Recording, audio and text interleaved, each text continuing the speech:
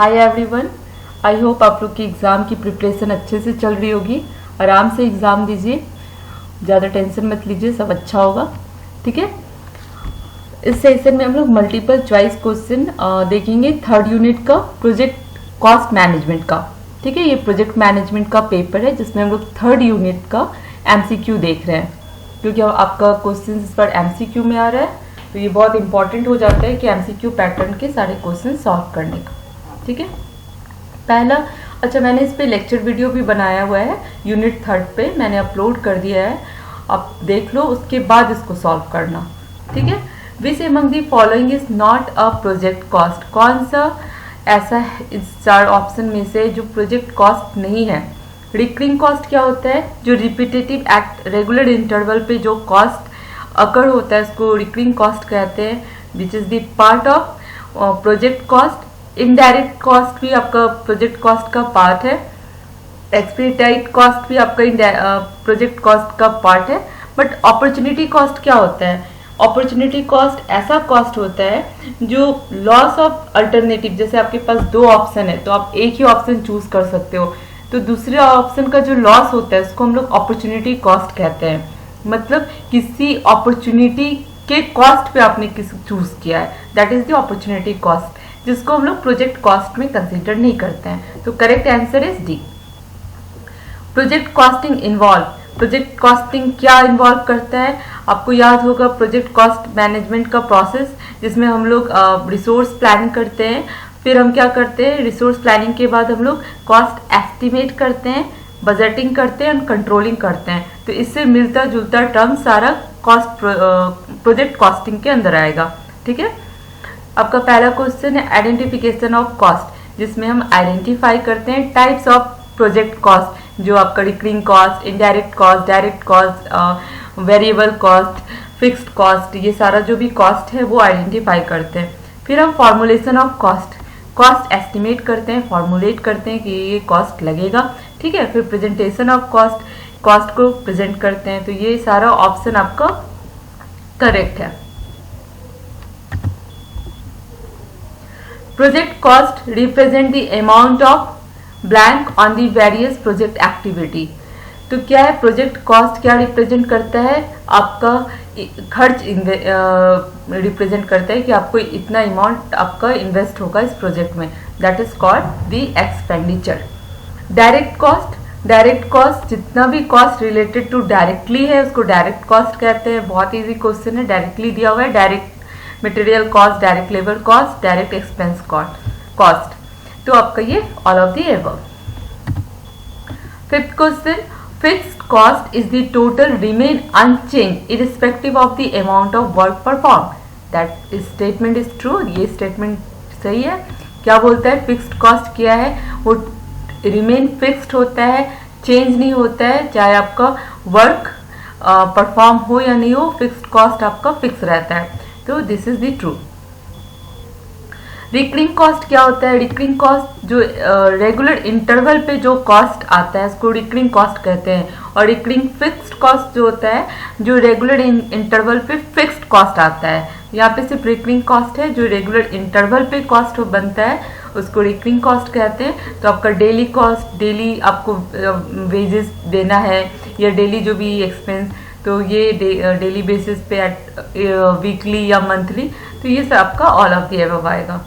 Non recurring cost जो एक बार cost लगा, जो रेगुलर नहीं है, ठीक है, जिसमें आप मर्जर एंड एक्विजिशन फॉर्म करते हैं, एग्रीमेंट करते हैं, वन टाइम कॉस्ट लगता है, या फिर रेगुलर इंटरवल पे कॉस्ट जिसका नहीं लगता है। परचेज ऑफ रियल एस्टेट, ठीक है, cost of repairing following an accident, जो भी रिपेयरिंग का कॉस्ट है। तो this are the all given option. Correct answer is D. Question number 8, the source of finance of a project is, source क्या है finance का प्रोजेक्ट के लिए, तो आपका इक्विटी एंड डेबिट, इक्विटी का फिनेंस, इक्विटी का फंड प्लस डेबिट का फंड मिक्सर होता है source of fund for the project. The finance for a project में कम फ्रॉम, कहाँ से आपको मिलता है, equity, debit and government grant, क्योंकि गवर्नमेंट भी मनी देती है आपको प्रोजेक्ट को कंप्लीट करने के लिए। तो आपका all of the given. 10 question, the project budget is a tool used by the project manager to estimate the total cost of project। क्या बोल रहा है ये क्वेश्चन कि प्रोजेक्ट बजट जो है एक टूल है जिसके थ्रू प्रोजेक्ट मैनेजर क्या करता है, एस्टिमेट करता है टोटल कॉस्ट ऑफ प्रोजेक्ट का। करेक्ट है, हम लोग बजटिंग में जो बजट मिलता है हमें उस एस्टिमेशन बेस पे जो भी हम बजट बनाते हैं वो टोटल कॉस्ट ऑफ प्रोजेक्ट बताता है। That is true. Bottom up budgeting में क्या होता है, bottom up budgeting technique that budget is prepared by the top management. See, जो अगर आपका ये रॉन्ग है, ये स्टेटमेंट रॉन्ग यहीं पे हो गया, क्योंकि बॉटम अप जो बजट टेक्निक है वो ग्राउंड लेवल के लोग बनाते हैं, ऑपरेशनल लेवल पे बनता है। टॉप मैनेजमेंट टॉप अप और टॉप डाउन बजट बनाते हैं, सॉरी अप डाउन बजट बनाते हैं। ठीक है, तो ये जो बॉटम अप बजट है वो आपके ग्राउंड लेवल के लोग बनाते हैं। तो ये स्टेटमेंट आपका फॉल्स है। और अगर यहाँ पे आपका ये अप डाउन रहेगा तो फिर अप डाउन वाले जो क्या होते हैं अपर लेवल वाले टॉप लेवल के लोग बनाते हैं। ठीक है, एबीसी क्या है, एबीसी बजटिंग क्या होता है, तो एक्टिविटी बेस्ड कॉस्टिंग होता है। एबीसी में हम लोग क्या करते हैं, कॉस्ट ऑफ ईच एक्टिविटी निकालते हैं, उसके बेस पे जो कॉस्टिंग करते हैं उसको एक्टिविटी बेस्ड कॉस्टिंग कहते हैं। ये भी बहुत इंपॉर्टेंट टॉपिक है, आप इसको अच्छे से देख लेना। पॉसिबल होगा तो मैं इस पर एक वीडियो बना दूंगी।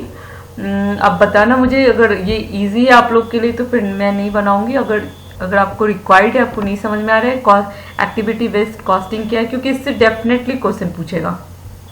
ठीक है, तो आप मुझे बताना क्या इस पे क्या करते हैं। इसमें एक्चुअली इनडायरेक्ट कॉस्ट जो होता है वो देखते हैं, कॉस्ट ऑफ ईच एक्टिविटी देखते हैं प्रोजेक्ट का, उस पे बेस पे उसके अकॉर्डिंग हम कॉस्टिंग करते हैं। ठीक है,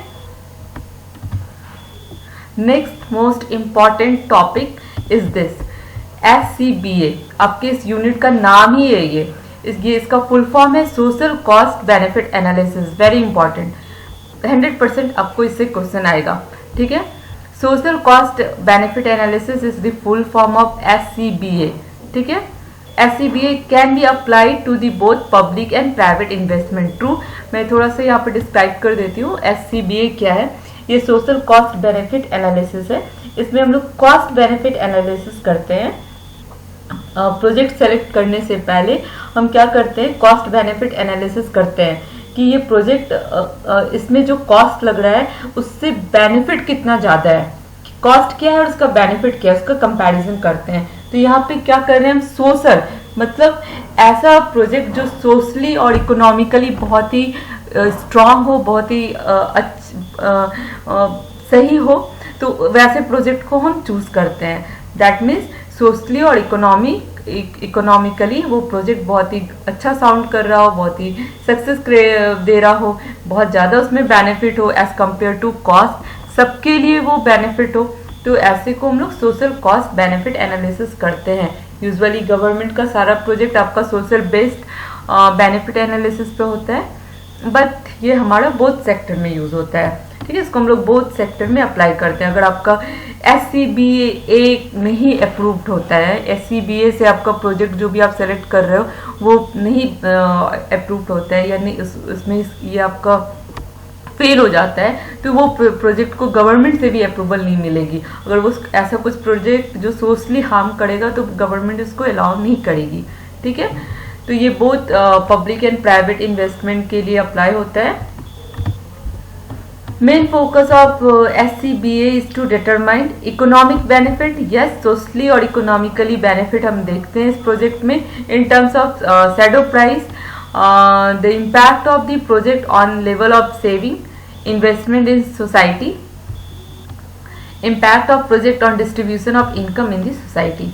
ठीक है, तो सोसाइटी के बेस पे, इकोनॉमिक के बेस पे जो प्रोजेक्ट को फोकस किया जाता है किसके थ्रू किया जाता है, SCBA के थ्रू।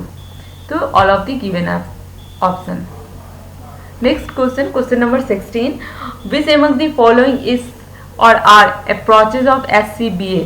तो ये अप्रोचेज है, इसके अंदर आपको पढ़ना है, तो आप इसके लिए भी मुझे हो सकता है वीडियो बनाना पड़े।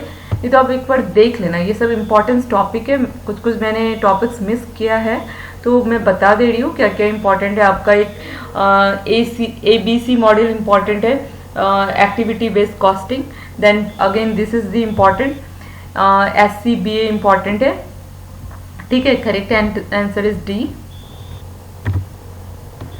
And question number 18, that is the net benefit of the nation is, net benefit क्या है नेशन का, तो ये फॉर्मूला है, इसको आप देख लो, याद कर लो। The decision of acceptance of the project from the socio economic point of view, the net benefit would be positive. Yes, जो डिसीजन हम लेते हैं प्रोजेक्ट को एक्सेप्ट करने का, वो socio economic point of view से लेते हैं, जिसका नेट बेनिफिट पॉजिटिव इम्पैक्ट देता है। करेक्ट, ये भी आपका फिर से आपका SCBA एनालिसिस के अकॉर्डिंग आ जाता है। Which among the following factor is or are responsible for shadow price, तो ये आपका ऑल ऑफ द एबव है, ठीक है। प्रोजेक्ट मैनेजमेंट में बच्चा लोग आपका क्या प्रोजेक्ट है, किसे प्रोजेक्ट कहते हैं, जो मैंने फर्स्ट यूनिट अपलोड किया उससे बहुत सारे क्वेश्चंस आएंगे। प्रोजेक्ट के फीचर्स क्या है, किस चीज़ को प्रोजेक्ट कहते हैं, किसको प्रोजेक्ट नहीं कहते हैं, ठीक है। कंस्ट्रेंट क्या है प्रोजेक्ट के लिए, आपका जो 3 इम्पॉर्टेंट कंस्ट्रेंट होता है, एक आपका कॉस्ट होता है, एक आपका ये स्कोप होता है और एक टाइम होता है, फिर अदर कंस्ट्रेंट भी होता है, क्वालिटी, रिसोर्स। तो कंस्ट्रेंट क्या है, प्रोजेक्ट मैनेजर की क्वालिटी कैसी होनी चाहिए, क्या क्या प्रोजेक्ट में काम करते हैं, किस किस लेवल पे लोग काम करते हैं।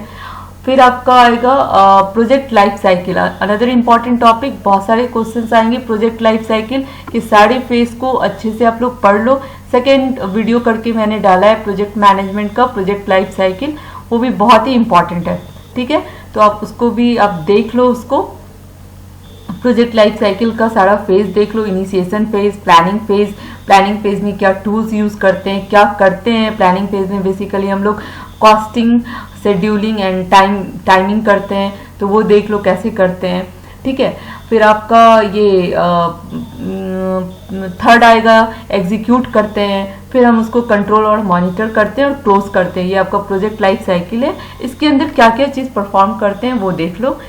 फिर आप रिस्क रिलेटेड चीज़ देख लो, प्रोजेक्ट है तो रिस्क होगा, रिस्क किसे कहते हैं, अनसर्टेन इवेंट को रिस्क कहते हैं, उसको रिस्क कंट्रोलिंग प्रोसेस क्या है, रिस्क मिटिगेशन प्रोसेस क्या है वो देख लो, ठीक है।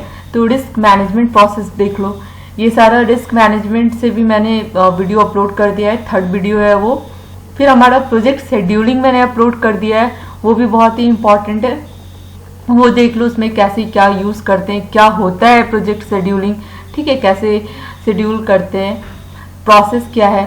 देन अभी मैंने कॉस्ट थर्ड यूनिट जो आपका प्रोजेक्ट कॉस्ट मैनेजमेंट था वो भी अपलोड कर दिया है, ये MCQ है। प्रीवियस ईयर के पेपर्स मैंने अपलोड कर दिए हैं, पार्ट 1 पार्ट 2 में करके अपलोड किया हुआ है, तो आप प्लीज़ जाके चेक करो।